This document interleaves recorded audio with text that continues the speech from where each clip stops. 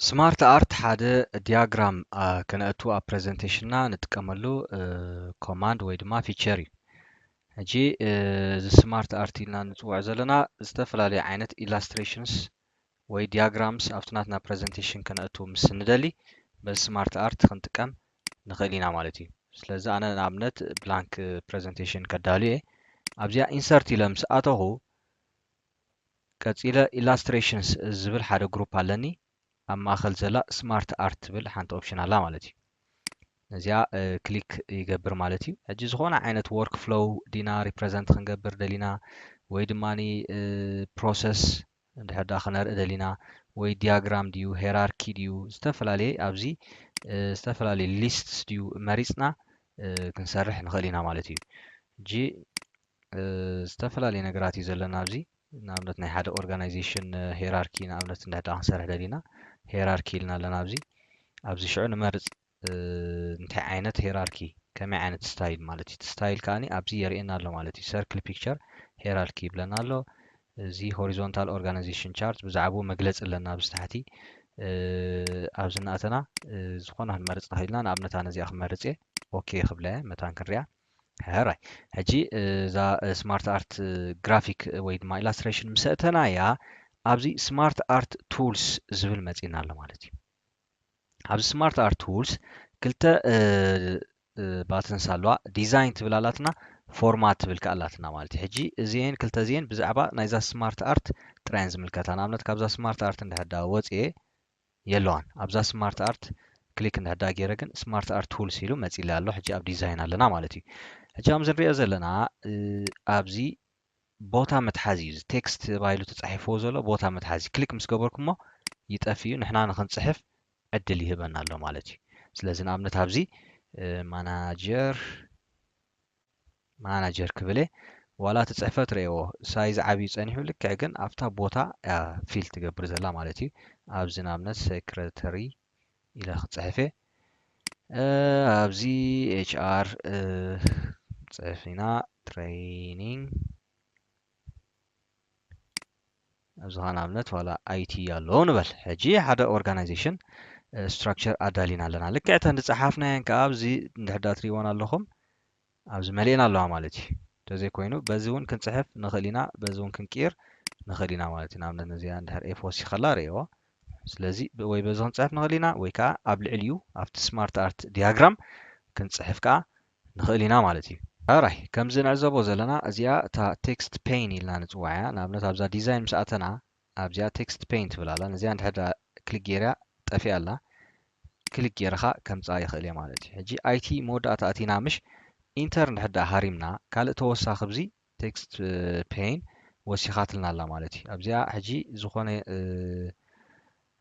ኢለ ክፅሕፍ እየ ንኣብነት ፋይናንስ እንድሕዳ ክነእትዎም ደሊና ፋይናንስ ፅሒፍ ኣለኹ ኣብዚኣ ዝፀሓፍኳ ፋይናንስ ኣብዚኻ ኣትያትልያ ኣላ ማለት እዩ። ካልእ ክውስኽ እንድሕዳ ደልየ ኣብዚ እውን ከነእቱ ንኽእል ኢና ማለት እዩ። ንኣብነት ድሕሪ ትሬኒንግ ዘሎ ድሕሪ ትሬኒንግ እየ ዘእቱ ዘለኹ እታ ስእሊ ብዚኣ ትሪእዋ ዘለኹም ከዓ ድሕሪ ትሬኒንግ መፅያ ኣላ ማለት እዩ። ሕጂ ካሽየር ኢለ እንድሕዳ የትየ ካሽየር እቲና ኣለና ማለት እዩ። ስለዚ ከምዚ እናገበርና ክንመልኦ ንኽእል ኢና ኣብዚ ማለት እዩ። ስለዚ ወይ በዚ ቴክስት ፔን ጌርና ክንሰርሕ ንኽእል ኢና ወይ ከዓ ኣብዚ ኣብ ልዕሊኡ ከዓ ዳብል ክሊክ እናገበርና ክንፅሕፍ ከዓ ንኽእል ኢና ማለት እዩ።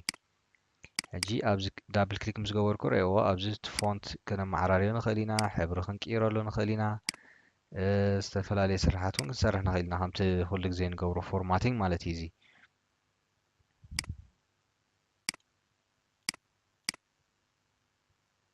ሕራይ ቀፂልና ኣብዚኣ ትሪእዋ ዘለኹም ኤክስፓንድ ኤንድ ኮላፕስ ባተን ኣላትና እዚኣ ኮላፕስ ጌርና ኣለና ኤክስፓንድ ድሕዳ ጌርና ነዛ ቴክስት ፔን ተምፃልና ማለት እዩ። ቀፂልና ንሪኦ ኣብዚ ዲዛይን ምስ ኣተና ኣብዚ ስማርት አርት ቱልስ ስማርት አርት ስታይልስ ዝብል ኦፕሽን ኣለና። ሕጂ ናይ ስማርት አርት ንሕና መሪፅና ዘለና ኣብዚ ከመይ ዓይነት ዲዛይን ክህልዎ ንደሊ ኣብዚ ክንመርፅ ንኽእል ኢና ማለት እዩ። እቲ ትርኢት ማለት እዩ እዚ ኣዝዩ ብዙሕ ዓይነት ዝተፈላለየ ትርኢት ኣብዚ ከርእየና ይኽእል እዩ። ንኣብነት ከምዚ ጌርና ኣብዚ ዝደለናዮ ክንመርፅ ንኽእል ኢና እዚ እንድሕዳ ዘርጊሕናዮ ኩሉ እቲ ዘሎ ኦፕሽንስ ከዓ ከርእየና ይኽእል እዩ ማለት እዩ። ስለዚ ድሓን ቅልል ዝበለ مثلا ክኾነልና ኣነ ንመምሃሪ እዛ ቀዳሚቲ መሪፀ ኣለኹ ንስኹም ከዓ ዝደለኹምዎ ካብዚ ክትመርፁ ትኽእሉ ኢኹም ማለት እዩ። ቀፂልና ንሪኦ ኣብዚ ስማርት ኣርት ቱልስ ዲዛይን ምስ ኣተና ሌኣውት ዝብል ሓደ ግሩፕ ኣለና ኣብዚ ዘሎ ግሩፕ ማለት እዩ። ካብዚ ሌኣውት እዚ ከዓኒ እናመረፅና እቲ ስታይል ወይ ድማ ሌኣውት ናይቲ ሰሪሕናዮ ዘለና ስማርት ኣርት ከምዚ እናገበርና ክንቅይሮ ንኽእል ኢና። ኣብዚ ምስ ቀየርና ናቱ ዲዛይን ከዓ ኣብዚ ይቕየር ኣሎ ማለት እዩ። ትሪኦ ንሪኦ ኣለና ንኣብነት ነዚኣ እንድሕር ዳኣ መሪፀ ልክዕ ብናታ ዲዛይን ከዓ እቲ ስታይል ከዓ ኣብዚ ክንመርፅ ንኽእል ኢና ማለት እዩ። ንኣብነት ስእሊ ዘለዎ እንድሕር ዳኣ ክንገብሮ ደሊና ኣብዚ ክንመርፅ ንኽእል ኢና። ስእሊ ምስ መረፅና ከዓኒ ንኣብነት ናይቲ ማናጀር ስእሊ እንድሕር ዳኣ ከነእትዎ ደሊና ኣብዚ መሪፅና ከነእቱ ንኽእል ኢና ማለት እዩ። ስለዚ ከምዚ ንዕዘቦ ዘለና ብከምዚ ኣገባብ ጌርና ክንሰርሖ እንድሕር ደሊና ድማ እቲ ሌኣውት እናቀያየርና ኣብዚ ክንመርፅ ንኽእል ኢና ማለት እዩ። ስለዚ ብመንፅርቲ ሌኣውት ዝመረፅናዮ ከዓ እቲ ስማርት ኣርት ስታይል ድማ ኣብዚ ክንቅይሮ ንኽእል ኢና።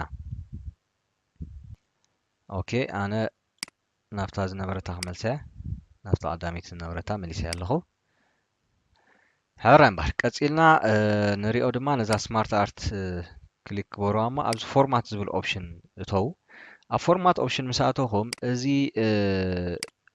ፅሕፈት ንሪኦ ዘለና ዘን ናይ ስማርት ኣርት ቦክስስ ከነዕብየን ከነንእሰን ንኽእል ኢና። ንኣብነት እዛ ማናጀር ትብል ክሊክ እንድሕር ዳኣ ጌርያ ኣብዛ ፎርማት ምስ ኣተኹ ሼፕስ ዝብል ኦፕሽን ኣለኒ። ኣብዚ ሼፕስ ላርጀር ስሞለር ዝብል ኣሎ። ንኣብነት ላርጀር እንድሕር ዳኣ ክገብሮ ደልየ ትሪእዎ ኣለኹም ከዕብያ ይኽእል እየ ማለት እዩ።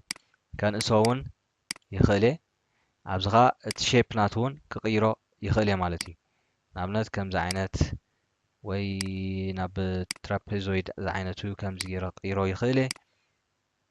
ኣብ ዝተፈላለየ ሼፕስ ከዓ ክመርፅ ይኽእል እየ ማለት እዩ። ስለዚ እዛ ናይ ሼፕስ ኦፕሽን ኣቲና ኣብዚ ክንጥቀመላ ንኽእል ኢና። ካልእ ቀፂልና ኣብዚ እቲ ሼፕ ስታይል ዝብል ግሩፕ ኣለኒ። ኣብዚ ከዓኒ እቲ ሕብሪ ማለት እዩ ከምዚ ዓይነት እንድሕር ዳኣ ክልውጦ ደልየ ወይ ከዓ ፀሊም ድዩ ሰማያዊ ኦሬዲ ሬዲሜድ ዝኾኑ ስታይልስ ኣብዚ ኣለዉ ማለት እዩ። ናይታ ዝደለኽዋ ከምዚ ገይረ እቲ ሕብርታት ናቱ ክቕይሮ ይኽእል እየ። ንኣብነት ናይ ኤችኣር ፀሊም እንድሕር ገይረዮ ናይ ትሬኒንግ ራንች ውን ክገብሮ ክእል እየ። ኣብዚ ኣትየ ከዓ ካልእ ዝተፈላለየ ኦፕሽንስ ኣለኒ። ንኣብነት እዚኣ ብጫ ክገብረ ኣብ ኣይቲ እንድሕር ኣትየ ከዓ ልክዕ ከምዚ ዝደለናዮ ኦፕሽንስ ኣብዚ ኣቲና ኣዝዩ ዝተፈላለየ ስታይልስ ኣለና ማለት እዩ። በቲ ዝመረፅናዮ ስታይል ጌርና ዲዛይን ክንገብሮ ንኽእል ኢና ወይ ከዓ ፎርማት ክንገብሮ ንኽእል ኢና ማለት እዩ። ካልእ ኣብዚ ክሊክ ምስ ገበርና ሼፕ ፊል ዝብል ኣለኒ። እዚ ነቲ ባክግራውንድ ማለት እዩ ባክግራውንድ ናይቲ ስማርት ኣርት ዲያግራም ናተይ ክልውጦ እንድሕር ዳኣ ደልየ ከምዚ ገይረ ክቕይሮ ይኽእል እየ። ሼፕ ኣውትላይን ዝብል ኣሎ። እዚ ከዓ እዚ መስመር ማለት እዩ ናይዚ ኣርባዕተ ቦክስ ማለት እዩ። ንኣብነት ቀይሕ ክገብሮ እየ ሼፕ ኣውትላይን ኣትየ ብድሕሪኡ እቲ ሳይዙ ከዓኒ ኣግጂፍ ከብሎ ማለት እዩ። ኣብዚ ብዙሕ ነገራት ኣሎ። ሻዶው ዝብል ኣሎ፣ ሪፍሌክሽን ኣሎ። በዚ ታሕቲ ፅላሎት ዓይነት ትገብረሉ ወይ ከዓ ሪፍሌክሽን ገብረሉ። እዚ ከዓኒ ግሎው ከዓኒ ክትገብረሉ እንድሕር ዳኣ ደሊኻ ልዕሊ እዚ ዲያግራም ናትካ ማለት እዩ። ኣብዚ ቢቭል ዝብል ኣሎ። ስሪዲ ሮቴሽን ከዓ ጥዊ ኢሉ ክመፅእ እንድሕር ዳኣ ደሊኻዮ ማለት እዩ። ከምዚ ዓይነት ስታይል ክትገብሮ ከዓ ትኽእል ኢኻ ማለት እዩ። ሕጂ ኣብዚ ዝተፈላለየ ምርጫታት ኣለዉ ንኣተኹም ባዕልኹም ክትፍትኖ ትኽእሉ ኢኹም። ካልእ ኣብዚ ፅሕፈት ዘሎ ከዓኒ ብዎርድ ኣርት ስታይል ጌርና እንድሕር ዳኣ ክንቅይሮ ደሊና ከዓ ኣብዚ ክንመርፅ ንኽእል ኢና። ንኣብነት እዚ ማናጀር ሴክሬታሪ ትሬኒንግ ገለ ዝብል ዘሎ እንድሕር ዳኣ ዝተውዒልኩምሉ ፀሊም ቀይረ ኣለኹ ሕጂ ናብ ሰማያዊ ዓይነት ቀይሕ ብዎርድ ኣርት ስታይል ማለት እዩ። እዚ ኣብዚ ሬዲሜድ ዝኾኑ ወርድ ኣርት ስታይልስ ኣለውና በዚ ጌርና ከዓ ክንቅይሮ እንድሕር ደሊና ክንፅሕፍ ንኽእል ኢና ማለት እዩ። ናይቲ ቴክስት ዝምልከት ከዓ ኣብዚ ሕብሪ እንድሕር ዳኣ ክንቅይሮ ደሊና ንኣብነት ኣነ ቢጫ እንድሕር ዳኣ ክገብሮ ደልየ ቢጫ ኣሎ። ቀይሕ ገይረ ኣለኹ ሕጂ ናይቲ ቴክስት ማለት እዩ። እዚ ፒክቸር ኣሎ ግራዲየንት ሕብሪ ክትመርፅ ትኽእል ኢኻ ዝተፈላለየ ነገራት ኣሎ ማለት እዩ። እዚ ኦልሬዲ ተማሃርናዮ እዩ። ናይቲ ቴክስት ሌይኣውት እውን ኣብዚ ኣቲና ክንቅይሮ ንኽእል ኢና ማለት እዩ። ብቀይሕ ኣሎ እቲ ፎንት ናቱ ብጎኑ ጎኑ ከዓ እንታይ ዓይነት ሕብሪ ክህልዎ ትደሊ። ንኣብነት ቢጫ እንድሕር ዳኣ ጌርናዮ ርአዮ እቲ ቀይሕ ኣሎ ቢጫ ከዓ ብጎኑ ኣሎ ማለት እዩ ናይቲ ፅሕፈት። ሕጂ እዚ ናይቲ ቴክስት ኢፌክትስ ኢና ንርኢ ዘለና። تكست كم عينة إفكت شادو كتقبروا له نحن دليها ريفليكشن كتقبروا له نحن دليها نتصفت glow كتقبروا له نحن دليها زبل لنا 3D rotation زبل له نتصفت زملكت مالتي إذا transformation مالت تصفسي كم عينة قرص يخلوه تدلي نعمت كبيبوه ما تصديو كم عينة تصفت دي هاتدلي استفل على نقرات هذي كتمرز يخلك أي مالتي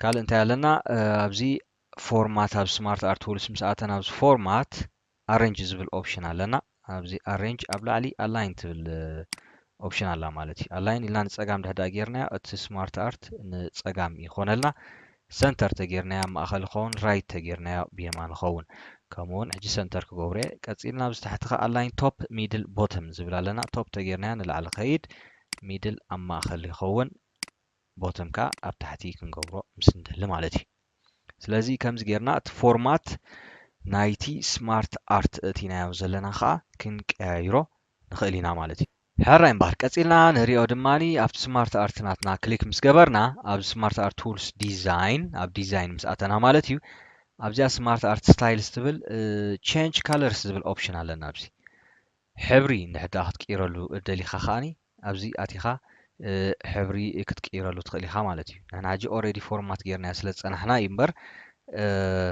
ኣብዛ ኣቲና ዝተፈላለዩ ሕብርታት ስታይል ገለ ክንቀይር ንኽእል ኢና ማለት እዩ ናይቲ መሪፅናዮ ዘለና ስማርት አርት ግራፊክ